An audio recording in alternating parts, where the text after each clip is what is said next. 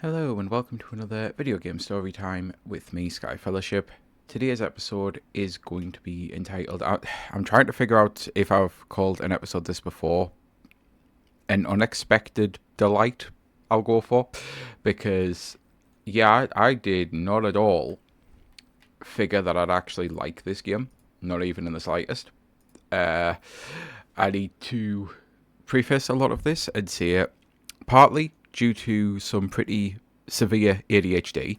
These sorts of games tend not to work for me at all. I'm going to mention, before I get too far ahead of myself, there's going to be a lot of spoilers in this. So if you've never played it, never looked into it, if it's something that you want to actually play, then I'm going to be spoiling a lot of important stuff. So you're going to want to, avoid this video. I'm also potentially going to be spoiling at least one Life is Strange game, because I need to discuss that, because that's what I was about to say. I basically liked the very first Life is Strange game, hated the second one. The first one was kind of a perfect way to show how to solve the trolley problem, and this is why I said I'm going to essentially spoil the crap out of Life is Strange 1, because for anyone who knows the trolley problem, the whole thing of there's 5 people on one track and 1 person on the other track, you could either save a bunch of lives or let it continue. It's one of those weird philosophical things that a lot of people don't seem to understand, that by pulling the lever, you become a murderer no matter what, so the only way to not become a murderer is to not pull the lever. Life is Strange, the only way to actually quote-unquote win that game is to do nothing. You can either choose to save Chloe, who is an absolutely awful person, just terrible person. Like, I've mentioned this before, I'm queer, and I really cannot I can't say it enough that lesbians deserved a lot better rep than they got, but they were so thirsty for any kind of rep, they excused how abhorrent Chloe is. So you could either save Chloe or save the entire city, and saving the entire city meant, well, Arcadia Bay, to be fair, it's not a city, it's a bay. You could save the entire bay simply by doing nothing. Every time you did something, it was an action you took to save Chloe. Every time you did nothing, you were leaving things for their own fate, because you knew if you let Chloe die, the bay would be there. It's a perfect way to solve the trolley problem in a video game format. It really is. I absolutely loved it. Hated the second one. Absolutely fucking couldn't stand Life is Strange 2. True Colours. Loved it.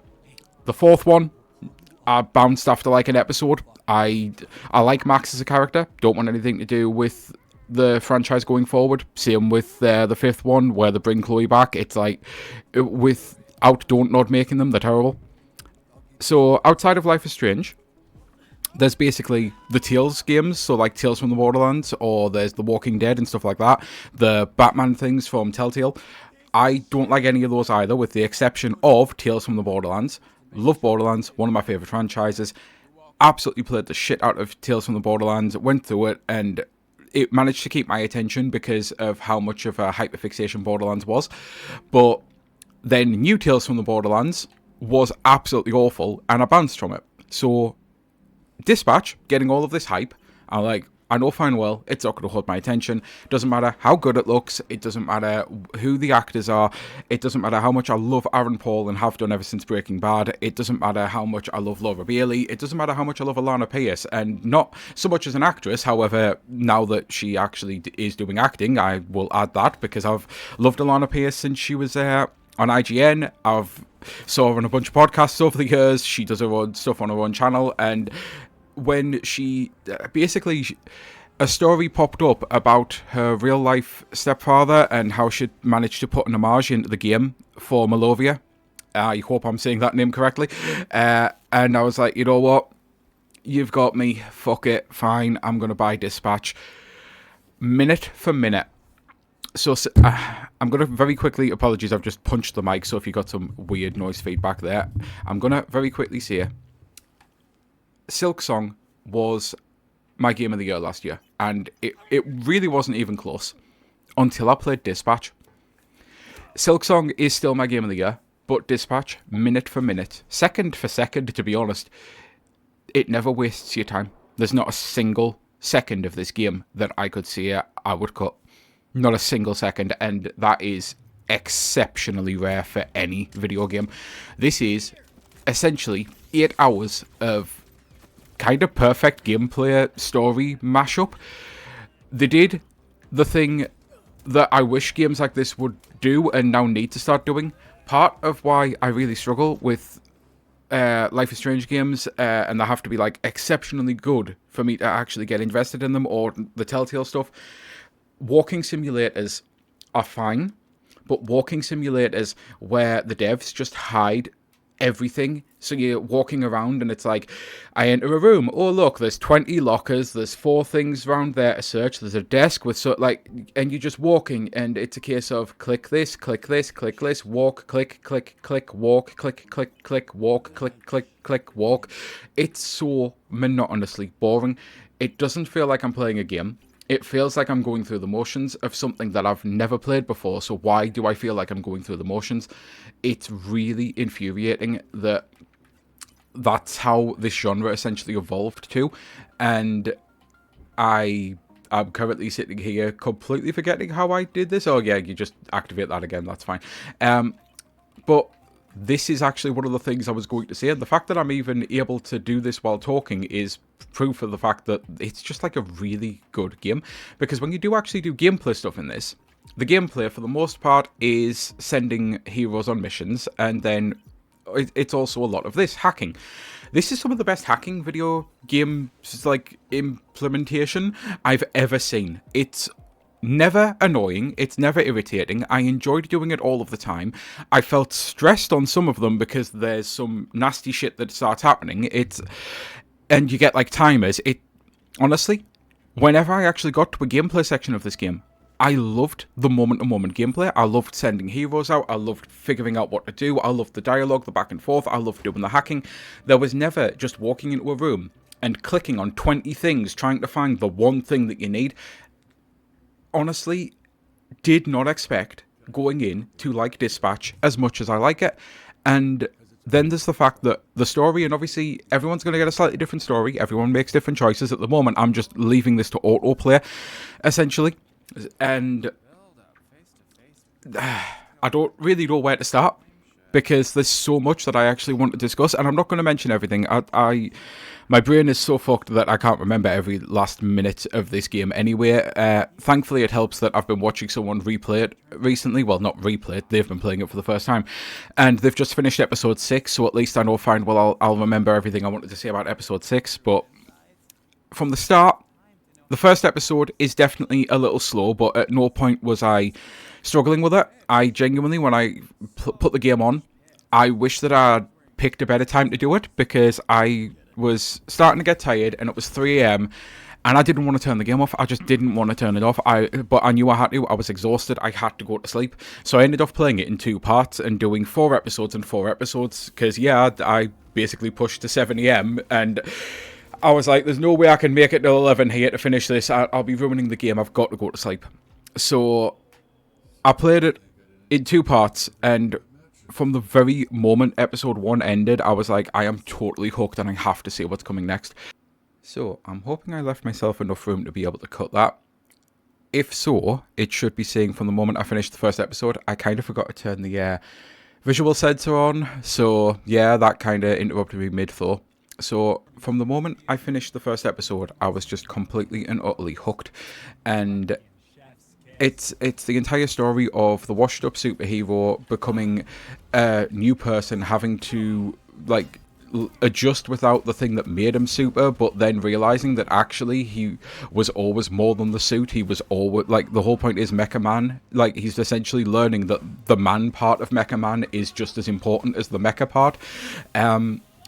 You're developing relationships with a bunch of societal fuck-ups and screw-ups, and I absolutely love them. Flambe is brilliant, and the singing a song that I used to know a long time ago, like when I was a child, it used to be all over the place. I'm a bitch, I'm a lover, and he's just like singing, you're a bitch, you're a bitch, you're a bitch, and little, like, it's brilliant, it's genius, it's absolutely fucking hilarious. I was in stitches laughing. Chase is easily one of my favourite NPCs I've ever experienced in a game.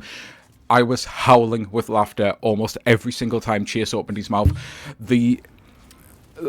From episode 6, where Roberts basically said, why the hell are you being so shitty towards Invisigal? Like, what is it? And it's like, she's a thief, she's a good dirty thief, and it's like, dude, you stole. And he immediately goes, you racist motherfucker. I have never stolen a goddamn thing in my fucking life. How dare you with that bullshit? And it's like, dude, you stole for me. Oh, well, that's different. I was stealing for someone else.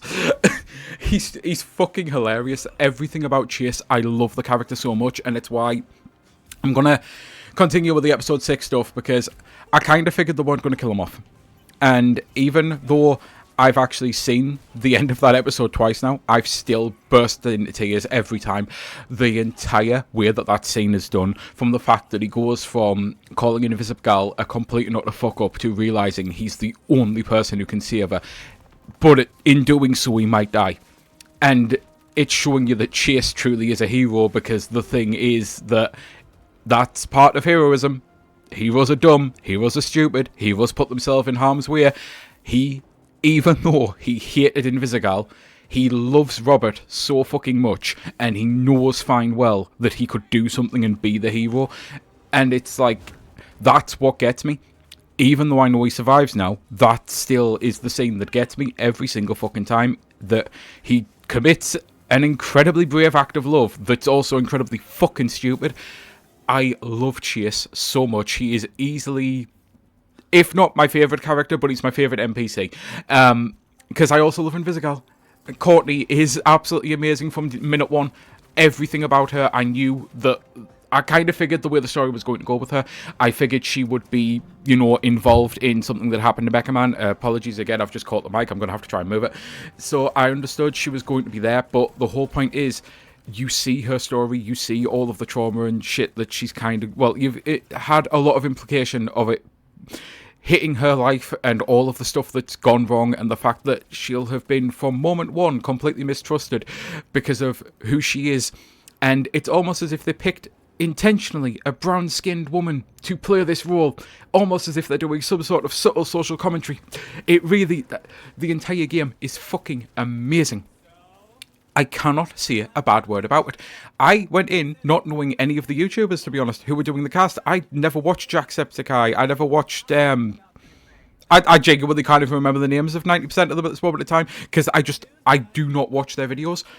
I kind of worried going in, what if I only like Alana Pierce because I like Alana Pierce, so what if I end up not liking it? No, they were all exceptional. I cannot state this enough. Everyone did an amazing job, and I was not expecting that. Aaron Paul, Laura Bailey, easily two of the most standouts. I wish I could remember the name of who plays Chase. I know who he is. Like, I've seen him in a bunch of things. I knew he was in Westworld. I knew he was in James Bond movies. Like, I truly do love the guy. He played Felix in Bond, I'm sure he did. But I'm terrible with names. I'm better with character names. Unless it's someone who I've seen so much that, like, for example, Breaking Bad, Aaron Paul's name appears at the start of every episode. So it kind of gets easy to remember him. But yeah, the next thing that I'm jumping back from episode 6 to episode 4, I'm asexual. I've already mentioned the whole queer and lesbians with Chloe and everything. I'm ace. I do not give a fuck about sex scenes. Never once saw a single sex scene that actually added anything to the story or to the plot. Never once felt, by the time I was done watching a sex scene, going, yep, that was really worth being in there. Dispatch did it. Dispatch has now won an unofficial award of the best sex scene in anything ever. I cannot believe, starting episode 4, I was like, oh, here we go with the sex scene, and by the time I was done, I'm like, okay, that was actually brilliant. Like, that was so fucking brilliant. It weirdly told you more than you actually kind of figured, by showing the fact that she loses control of her powers whilst in, a state of endorphin rush. Everything about that scene. And then the fact that they incorporated into the episode, so she actually walks up to you and immediately says, hey, I had a sex dream about you last night. And I'm like, oh, we're not doing let's just do the gratuitous nudity for the sake of it for fan service. This is actually part of the plot now. She's not doing the whole, I'm ashamed of it and I'm not going to tell him about it. She's like, yep, I had a sex dream about you. It's just a thing that happened. It's like, it was an absolutely fucking brilliant scene. Everything about that episode, I cannot believe how fucking exceptional this game was from start to finish. Every single decision I made, I never really got to the point where I wanted to retry it. I was kind of instantly happy with what I chose. I think there was only one scene where I accidentally caught the button wrong, and I was like, oh, do I reload it because of that one wrong thing? But then it actually turned out to be an outcome that I was happy with, and I'm like, you know what, fuck it, I'll leave it. It was an accident, but I'll just leave that. It is so well written that you can kind of really make the story what you want, and from the first minute, I was always picking Invisigal. Like, as soon as she was introduced, I'm like, okay, I understand she's going to be one of the love interests. I know fine well because of who I am as a person, because I have grown up around a lot of people who have done some awful stuff, and usually it's from a sign of being in awful environments, and they try everything they can to get the fuck out of there, and I have nothing but respect for that and try to change her life around, and that's what she's doing, as opposed to the Blonde Blazer. And I love Blonde Blazer, I'm not shitting on Blonde Blazer, I absolutely fucking adore her. As opposed to the fact that she's always essentially been a hero, she's always been looked up to, she's always been like the popular cheerleader. She was kind of given a lot, whereas Invisigal wasn't, and that's fine. That's like nothing against her. She didn't, like, she definitely earned a lot as well. Like, you don't get to the position that she was in heroism, and then you actually start to learn as well that, oh no, just because she's been given an easier road, she's definitely got some baggage. Is it Phenomenon? I think you pronounce it.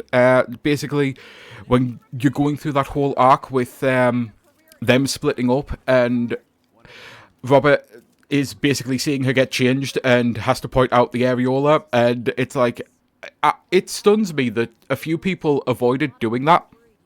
It really does, because when you make any choices in this game, it tells you at the end the percentage-wise, and it's like, the worst part is I know the mindset. I know people are like, oh my god, I would die of embarrassment. Like, how could I bring up the fact that her areola is showing? And it's like, yeah, this is why Robert's the hero of the story, because you get that option, and a hero would do that because he'd be like, listen, I know this is kind of awkward.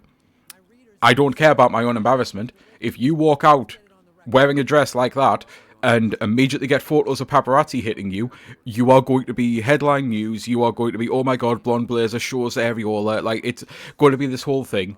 So you might want to, adjust your dress. It was just such a simple fucking scene. And obviously I've ad-libbed a hell of a lot of stuff there, but it was such a little simple scene that I love that you got the choice, but I also don't understand why people chose to not tell her and warn her. It's like, what the fuck? Are you literally saying that your own embarrassment is worth more than hers? Because, like, that's pretty shitty. But the whole relationship with Blonde Blazer, everything, the mentorship, the fact that she trusts you, the fact that she starts to trust the team, that everything about her, I loved her as a character so fucking much. I loved that she was her own character, and she wasn't just like someone constantly failing the Bechdel test. She was going through this bullshit with Phenomenon. She was in the middle of splitting up with them, but she was still being her own character and having scenes where she was, like, being the girl power bitch that we absolutely love. And obviously, I say a bitch as a positive thing. It's a queer thing. I know fine well it is. We see a bitch a lot. We see a girl with like a U instead of an I. It's just one of those things. She was being the boss ass bitch, and I absolutely love her for that.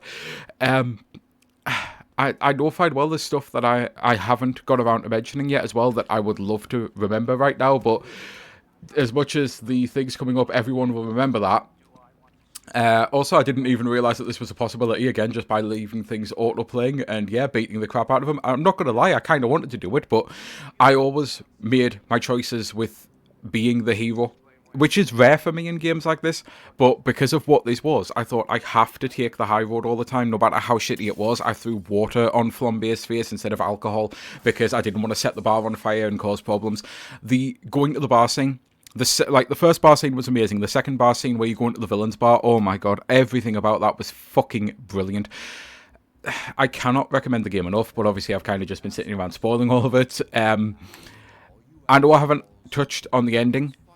The ending was kind of by the numbers. It was kind of what I expected it to be, but it was still done in such an exceptional way that I really enjoyed it, and I'm at the point now, even though I kind of figured that there was going to be more than one of these devices, like I can't remember what the Helix thing's officially called, but there was going to be more than one of these power sources, and you'd have to essentially trick the bad guy into using the wrong one. Like, even though I saw a lot of that coming, it was how the entire thing had to end.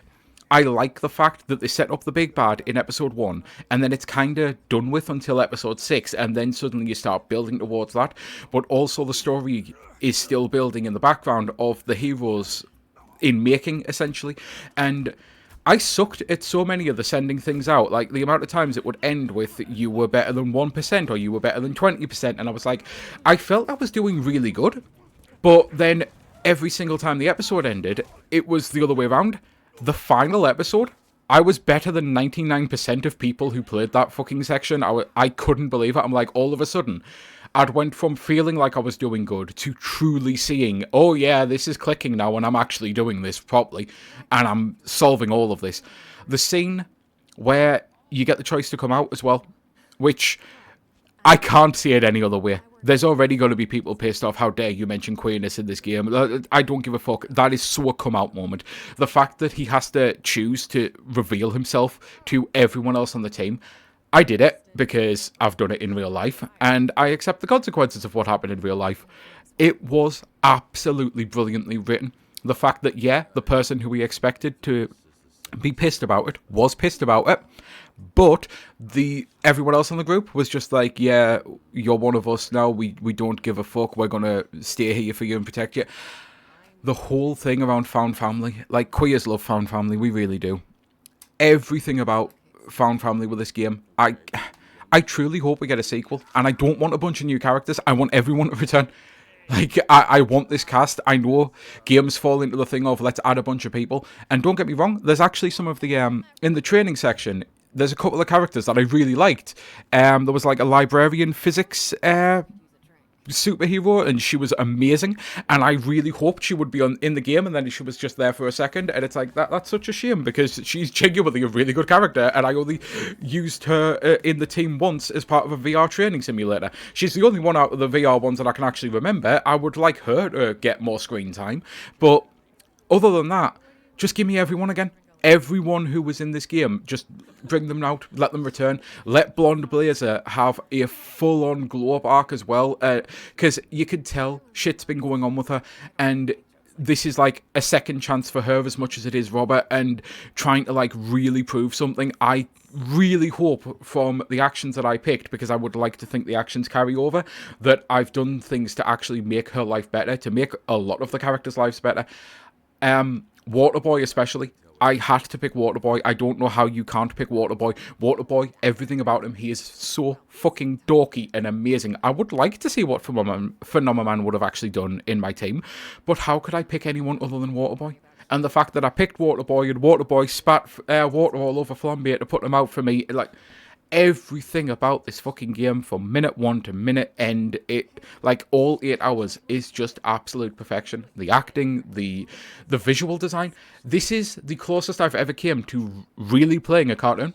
This doesn't look like a video game.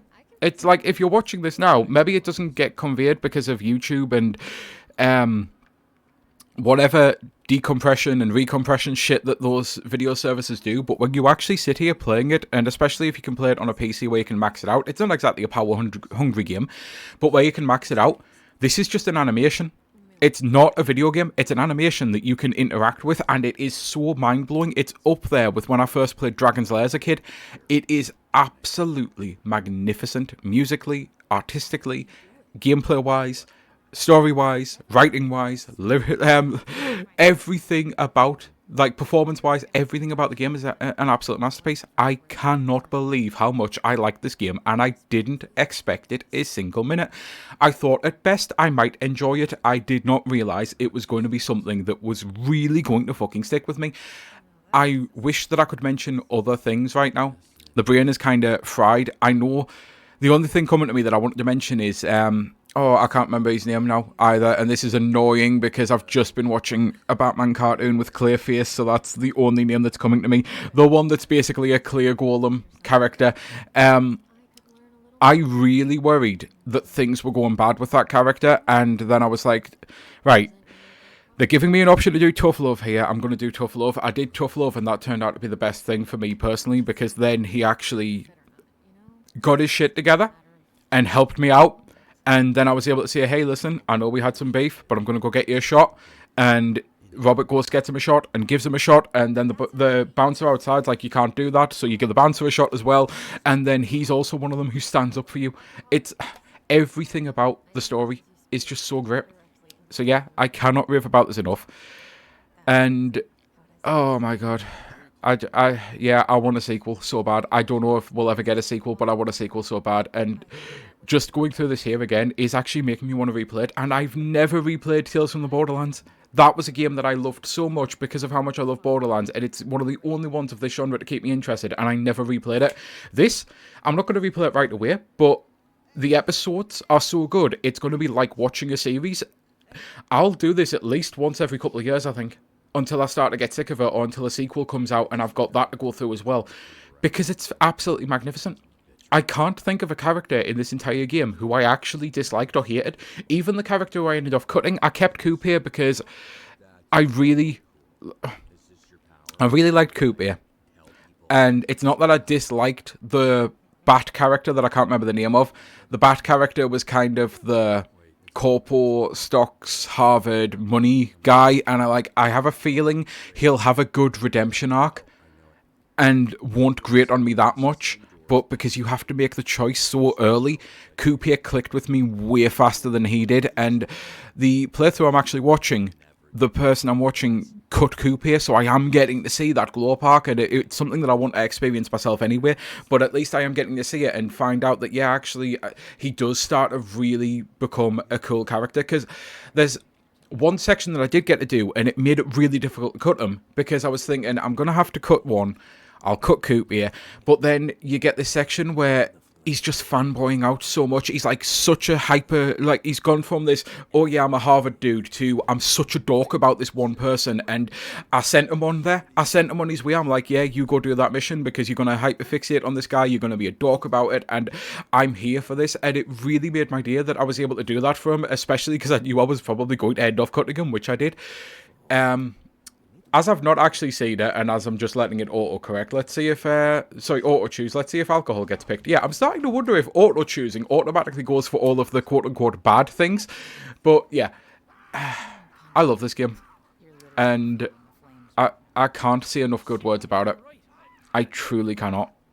So, I think I'm done, though, because I don't know what else I could go to, as much as the stuff that I know fine well. As soon as I stop recording, I'll finally remember, oh, I can't believe I didn't mention that scene. But oh, beef, oh my god, yeah, beef, of all the things to almost forget. Beef is like one of the best dogs in the history of video games. No ifs, ands or buts. I love Beefy. He is amazing. Everything about him, the relationship between Beef and Chase as well, yep, just amazing.